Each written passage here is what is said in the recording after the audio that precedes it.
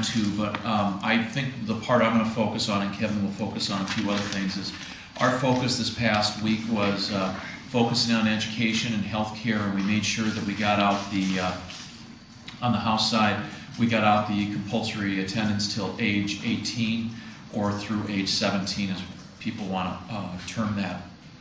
We also got out, the Senate's got out core curriculum and statewide standards, and those are going to be the main focuses that we're going to work on education this year, along with our commitment for early childhood, our commitment for getting teacher pay to 25th in the nation, and focusing on funding higher education. The other part that we are very happy with is we got a very good bipartisan effort on healthcare. We're extremely happy that we're working with Republicans on a bill over here on the House side. We don't know if the Senate side is going to agree to it, but we feel very good about the bills that they passed out this week, especially looking at the medical home, looking at children, trying to make sure that we insure for all children by the year 2013. Also the 18 to 25-year-olds, making health insurance accessible to them. So we feel pretty good about the things that passed out this week, and we're very optimistic that we'll be able to get most of these things done this year. Kevin? Well, we said approaching this week that we were going to try to have a lot of fun during funnel week, and we hope that we succeeded in that. We did have a very successful week. All of our major priorities have passed out of committee and made funnel now. Some have passed out prior to this week, others passed out this week, and some are still being passed out today. And to go over a few of those, and not an exhaustive list, but as Speaker Murphy mentioned, the health care reform bill, a unanimous vote. We hope to debate that bill next week, and we have reason to believe that it will pass with overwhelming support from both parties, and that's something we're very excited about. The smoke-free places bill has already been debated and passed out of the House. We look to caucus on that next week to see if there's consensus, given the recent version that passed out of the Senate, removing the casino exemption. So we will be visiting about that next week. We passed out the model core curriculum out of committee. The Senate's already passed it out of the full Senate. We passed out the illegal immigration bill this week that cracks down on corporate CEOs and also deals with misclassification of workers. That's something we hope to be debating within the next couple of weeks. We have passed out whistleblower protection for healthcare workers, which is another one of our priorities that came out of committee. The pseudoephedrine methamphetamine tracking bill passed out and it's on the debate calendar now. We'll probably be debating that at some point next week. The bill cracking down on internet predators for children. Surface Water Protection Act for our lakes and rivers is passed out. Improving energy efficiency in Iowa, the energy bill passed out of our Environmental Protection Committee. Time 21, our roads bill, will be passing out today. It may have already passed out, but I know they're meeting right now as we speak. So our Time 21 infrastructure bill will be passing out, and already passed out of committee is our silo, the statewide tax bill has already passed out regarding education. So we have really passed all of our major priorities out of committee, and I know it's inside baseball, but also went very smooth. I think we're growing as a majority party. Last year we were really up against deadline towards the end of session. State Government Committee, for example, they canceled their meeting today because they passed all of the bills out at the last committee meeting. So things went very smooth, we're very efficient, we're very pleased with where we're at. I will say couple comments where there seems to be some real differences. We are the only state in the United States of America that does not have a private right of action for consumer fraud. So if you as a consumer are a victim of fraud, you cannot seek redress in the courts. We're the only state. 49 other states have that.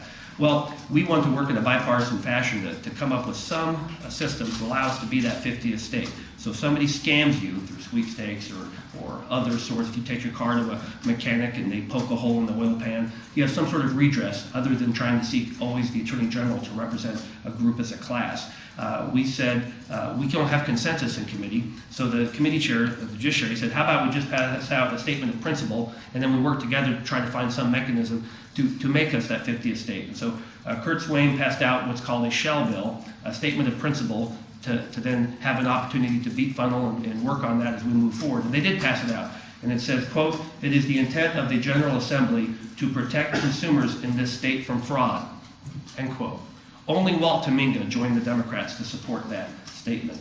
that passed out of the Judiciary Committee yesterday. That's very disappointing. Also, with regard to the renewable energy, it is at this point a goal. We're going to have to work on the details. There's a goal of reducing our, or we're getting 25% renewable energy sources by 2025, a goal of doing that. And that was largely a party line vote as well. So at least on energy issues and on consumer protection issues, we're disappointed that we have not received more bipartisan cooperation, but as the Speaker said, we are happy with the cooperation we received on the healthcare side. In regards to the immigration bill, the crime against CEOs would be perjury, and I think the fine is something like $7,500, which is not as stiff as some might wish. And Christopher Moines a few moments ago was expressing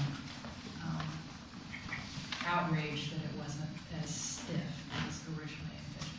What's interesting, he was critical of the original version that we had, which had a serious misdemeanor as a potential penalty for a corporate CEO. A serious misdemeanor, you can get up to a year in jail. That's the maximum penalty on a serious misdemeanor. The version we have now is a Class D felony. You can get up to 5 years in prison and a fine of $7,500. That's far more serious of a penalty for corporate CEOs under the version we have now than the version we started with at the beginning that they said was too tough on business and employers. So we have actually moved in a tougher direction. So I have no idea where that rhetoric is coming from. It sounds like political hyperbole. Isn't the fine less though? The fine is $7,500 compared to $10,000, which was in your other bill. Well, there was a separate civil track of $10,000. And you don't have a civil track at all now, correct? Not in Action 1, but in Action 2 we do.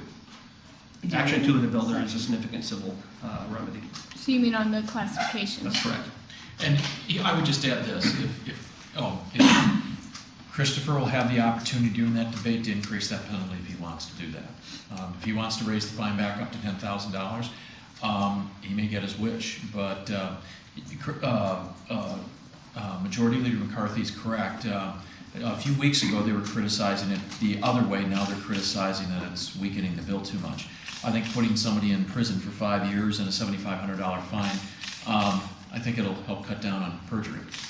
Keep in mind, the morphine of the bill, we started with an Action 1 that did something on corporate CEOs, and Action 2 that dealt with worker misclassification. We still have the two actions in the bill. The morphine that has occurred has been the result of substantive debate and substantive committee work because of the analysis that we were able to glean from the Arizona federal court case. Arizona passed a very draconian system for their immigration proposal that actually yanked the license of a business to operate and put everybody out of work. That was challenged by the United States Chamber of Commerce, and the federal district court said their licensing system was not preempted by the feds. In other words, it was okay, but in a very lengthy opinion, it talked about what states should be doing and not doing to avoid federal preemption issues. And so the change in the bill was to basically be in compliance with what federal law is. On the consumer fraud measure, you can already sue someone for damages if if they defraud you. Why do you need this extra protection or this extra? You're the attorney. You can take it. Yeah. Well, you just made an assertion. You said you can sue someone if they defraud you. Is that what you just said? Well, for damages, you can sue someone for damages. Just explain the difference for me. Okay, all right. You cannot sue someone for consumer fraud in the state of Iowa as an individual consumer. That is left to the sole power of the Attorney General. You can sue people, doesn't mean to be victorious, under alternative legal theories such as negligence, such as misrepresentation. So there are torts you could sue people under. They're generally not successful if it's specifically a consumer fraud action against one, which is why people have to go to the Attorney General. That's the reason for the proposal, is that, yes, the Attorney General's office that has minimum staffing in the Consumer Protection Division does take actions against companies when they are committing fraud as a class, but oftentimes consumer fraud happens not as a class. It happens to an individual. Maybe you buy an air conditioner and you get it home and you open up the box and there's nothing in it, and it was intentional. If that's intentional, you should have some sort of remedy against the company. What we're not wanting to do, this is why we said we want to open it for bipartisan discussion. We don't want frivolous lawsuits, and we don't want money, as much as I may like it, going in attorneys' pockets. But what we want to do is to come into an era of being that 50th state that has some sort of remedy to protect seniors and others from fraud.